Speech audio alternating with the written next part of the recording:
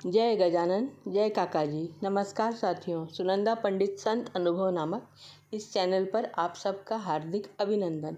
इससे पूर्व कि मैं अनुभव साझा करूं, आपसे नम्र विनंती है कि पसंद आने पर वीडियो को YouTube पर लाइक करें, शेयर करें, चैनल को सब्सक्राइब करें, बेल आइकॉन अवश्य दबाएं, जिससे नए वीडियो के नोटिफिकेशंस आपको मिलते रहें। आप भी अपना कोई अनुभव हमें बताना चाहें तो मुझे व्हाट्सएप नंबर 7024604960 पर लिख भेजें। आपका अनुभव डिस्क्रिप्शन बॉक्स में दी गई मेल आईडी पर भी हिंदी, मराठी या अंग्रेजी में लिखकर भेज सकते हैं। तो चलिए आज के अनुभव की शुरुआत करते हैं। आज मैं आपको योगी मनोहर हरकरे जी उर्फ काका जी का अनुभव कथन करने जा रही हूँ।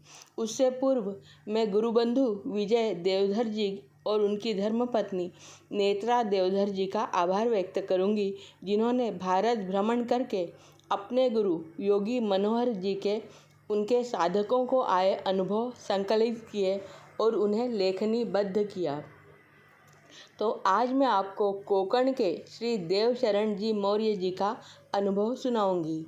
वे समुद्र किनारे बैठकर ध्यान किया करते थे। उनकी इच्छा थी कि उन्हें देहधारी गुरु प्राप्त हो जाएं।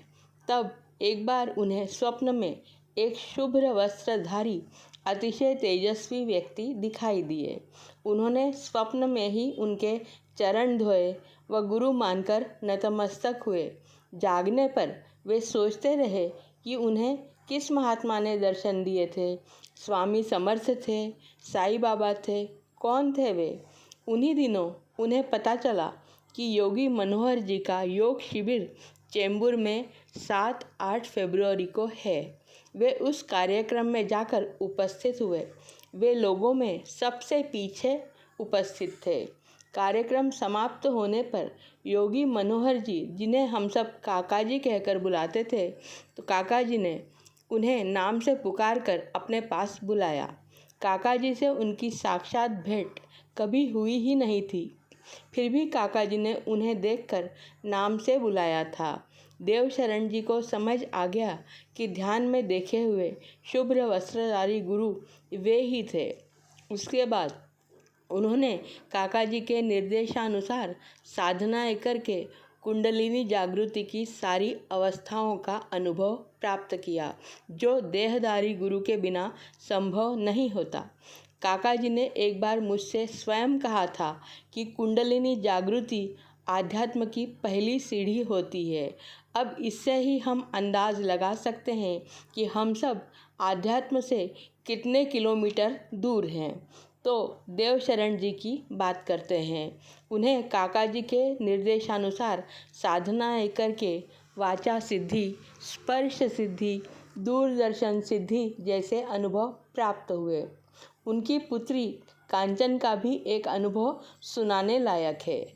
कांचन काका जी के मार्गदर्शन अनुसार नाम जप करती है। काका जी के देह त्याग के 3 वर्ष बाद यानी 2006 की घटना है। कांचन कुएं के पास कपड़े धोने गई थी। अचानक कहीं से एक सांड उसकी ओर दौड़ा चला आया। उसने देखा, वह घबरा गई। सांड काफ़ी पास आ गया था। उसका नाम स्मरण तो चल रहा था, पर सांड को देखकर उसने काका जी का चिंतन शुरू किया।